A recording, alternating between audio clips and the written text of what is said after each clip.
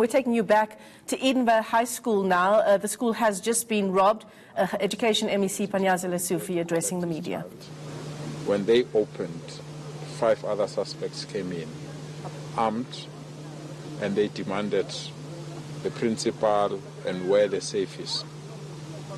When they were pointed where the safe is, I'm told it was petty cash, just around 8,000 rand, that they've managed to lay their hands. But fortunately, the school has a very strong security system. So the alarms were pressed, the 24/7 security system arrived on scene, and the police, because we are just next to the police station, that's how brave people can be. I mean, how do you rob a school that is just few centimeters from the school? And then the police arrived. We were told there was a shootout. 2 people unfortunately lost their lives. They are now identified as part of the alleged gang members. There's another one that has been taken to hospital, and I'm told the police are still hunting for others that are there. I just had a discussion with the principal, and I want to thank him and the team for continuing to do what we always advise our schools to. Even if you don't have an incident, take your children through a drill, tell them in case of an emergency, this is how they must react. And today the principal indicated they acted exactly like that. And that is why we don't have casualties from the side of the learners or the staff, because they behaved in a manner that we wanted them to do, to say, lock down, lie underneath the table, ensure that until somebody senior come and communicate with you, don't move. So all learners were inside the wall, and they were about to write exams because they normally write exams, and those exams were disrupted. So we've spoken to the school. We'll send a communique to all parents that the school will open but will not continue the exams. Those that need counseling will provide counseling tomorrow, and the normal schooling will start on Friday, so that we can provide all that on Monday. We can provide all the relevant support that is needed to staff members and to learners. I've personally met the staff members that were attacked by these criminals. They're okay. We assured them of our support as well, and we're quite convinced that they will also be ready to come back on Monday so that they can assist with the day-to-day running. So we are calling upon law enforcement agencies and want to congratulate them. This is how it needs to happen. When we press that button, come and assist us, because that's the only way to defeat these criminals. We are a learning institutions. We don't have the capacity and the resources to hire people that have weapons, but we rely on law enforcement agencies to execute this kind of task on behalf of society. So I want to thank men and women in blue for executing this task and for sending a very strong message that you come to our schools, the law enforcement agencies will come and support us, and we will do everything within our powers to deal with those things. So because the scene, there is still a crime scene now, we'll wait for the police to clear everything. But all children have been released. They've all gone home. And as I said, through the WhatsApp group and the communication channels of the school, we'll indicate to parents that they can only come back, those that wants to come back tomorrow, for all support, psychosocial support that we provide, but the normal academic program will resume only on Monday.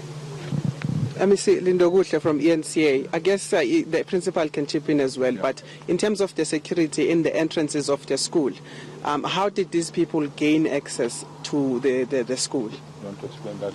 Yes, we have a lockdown system in the front of the school. Press a button and we have a camera, and the gentleman who said he was coming to fetch his child, and we opened the gate, and as soon as he got through, the vehicle with the robbers in tailgated him, came straight through, and we saw them coming on camera, but by the time we had lockdown, they were in the front office. They jumped through the window with the AK-47s and their pistols, and then traumatized the front office staff, and demanded the safe. To give them the safe, we let them into the safe, and they found no money in the safe. It was a smaller safe where we keep all our extra cash, and they couldn't access. They didn't even see it. They didn't access it at all. And then they tried to get into the offices and tried to smash my door down, in fact. And then I think they assumed they were here too long.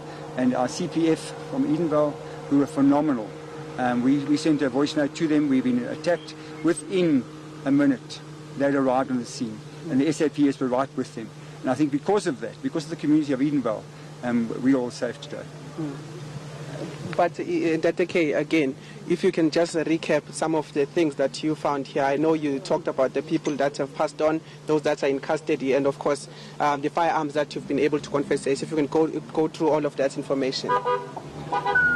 Yes, indeed. After the call, police responded so quick, and when they arrived, the suspects were on their way out. The shooting started.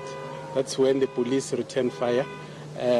2 suspects indeed were shot and killed. 1 is injured, 2 arrested, and the other suspect flee with other 2 vehicles. And also 3 unlicensed firearms were recovered, 1 rifle and 2 pistols. So far, we will be investigating a case of business robbery, as well as attempted murder and possession of unlicensed firearm. Sorry, can you just say that again? You said 1 suspect fled with 2 vehicles. I'm saying other suspects fled with 2 vehicles. That's 2. Is that 2 suspects? 2 other suspects? We don't know how many there were, but they fled with 2 vehicles. And can you confirm the fact that one of the staff members were held outside a grade 9 class at gunpoint? Well, the circumstances of the incident is still going to be investigated. At the moment, we are concentrating at the scene. We are gathering information, and we believe with all the information we are going to get here, it will assist us in our case. All right, perhaps just as the last question for you, MEC, in terms of the schools, keeping the money inside the schools, what is the policy around that? And are we going to be looking at a sort of moneyless type of setting moving forward, because it poses a danger to the staff as well as the pupils? These are schools, and schools have activities. Teachers have workshops. Learners have to go somewhere. I'm told the money that was collected is because there's a trip where they need to go. And the rules are very simple. It's only when after school business we've got 2 days to go and bank that money. That's our policy, and that's the rule of the school. But the issue must not be whether we have money or not. The issue should be what kind of a society are we that we even rob schools? What kind of society are we turning where we can even risk lives of our own children?